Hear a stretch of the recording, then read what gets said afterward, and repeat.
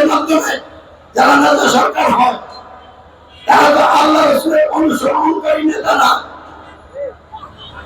আবু জাহেল মার্কা নেতা, আজাদ পরিবার নেতা, জাহান্নামের নেতা, অবৈধ দখলদার। বাংলাদেশের সরকার কি বৈধ সরকার?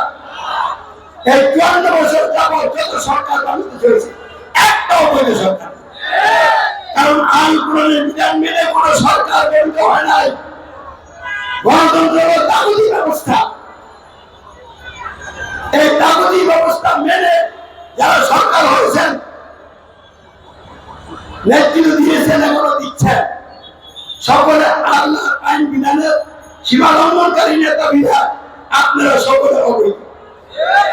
বাংলাদেশের সরকার অবৈধ, হিন্দুস্তানের সরকার অবৈধ, পাকিস্তানের সরকার অবৈধ, সৌদি আরবের সরকার অবৈধ, চীন রাশিয়ার সরকার অবৈধ, আমেরিকার সরকার অবৈধ, ইসরায়েলের সরকার অবৈধ। সারা পৃথিবীর সকল রাজ্যের সরকার যারা তাগুতি ব্যবস্থা পরিচালিত সব সরকার অবৈধ সরকার।